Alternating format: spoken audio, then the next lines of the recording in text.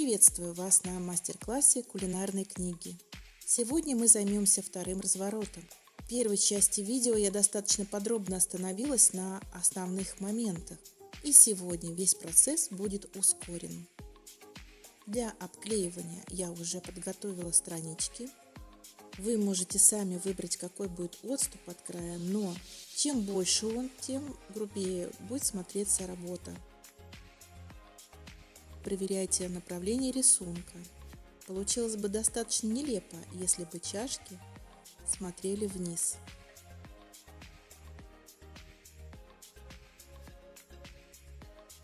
С левой стороны опять будет карман и книжка, а с правой стороны большой водопад.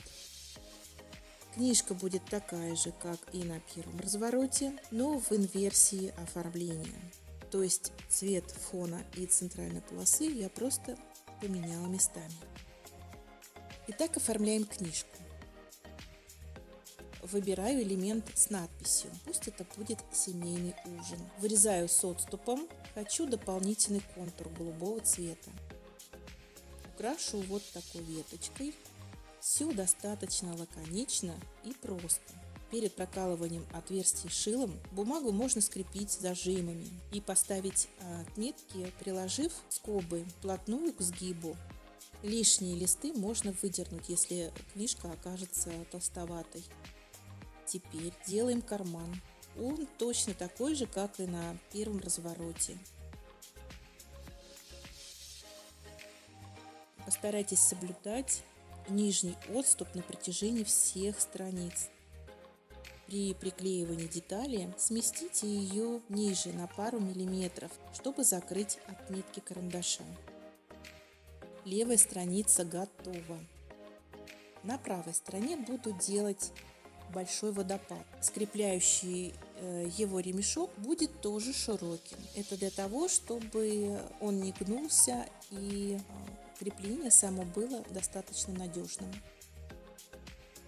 Всего одинаковых ступенек должно быть 6 штук. Клеить начинаю сверху, подгоняя друг к другу сгибы.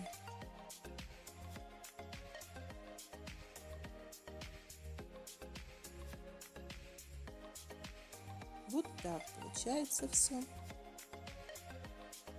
А то, что осталось внизу, заклею черной бумагой. Но под нее встрою ремешок.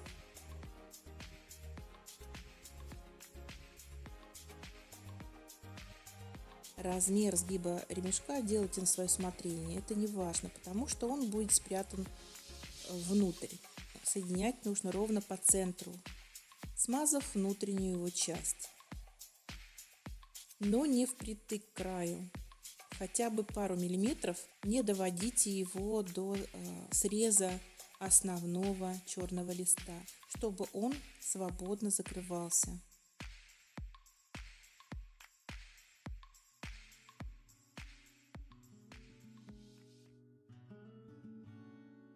В первой части видео я рассказывала, как нужно устанавливать магниты, но сейчас я немножко напомню. Приклеиваю первый магнит, закрываю его бумагой.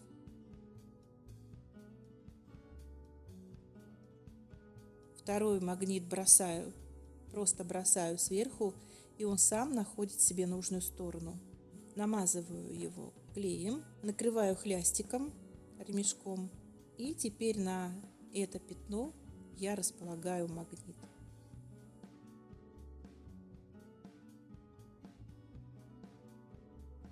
Декорирую ремешок с внешней стороны двумя слоями бумаги. Таким образом я его уплотняю, чтобы он не потерял свою форму.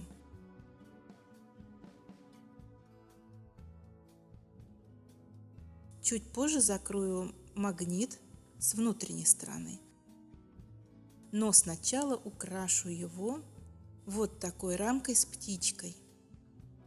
Вырезаю с отступом от края. Наклеиваю на черную бумагу Эта деталь стала намного плотнее. Сначала я примеряю все украшения, которые выбрала, и приклеиваю, не смазывая сверху, иначе птичка приклеится к верхней части водопада.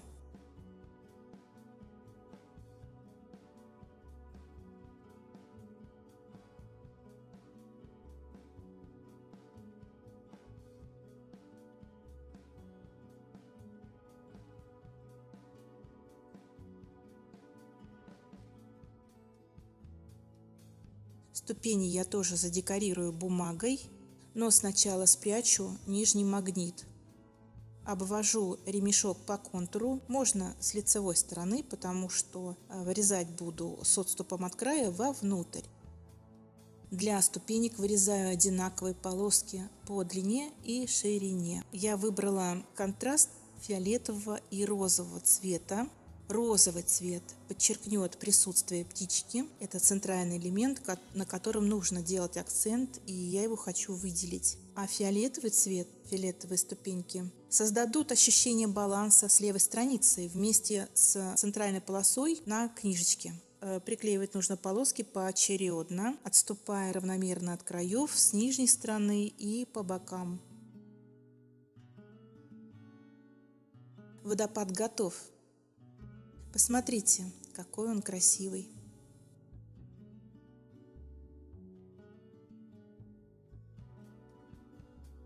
На карман добавлю еще одну птичку. На нее смотрит заяц, а птичка летит в сторону следующей страницы.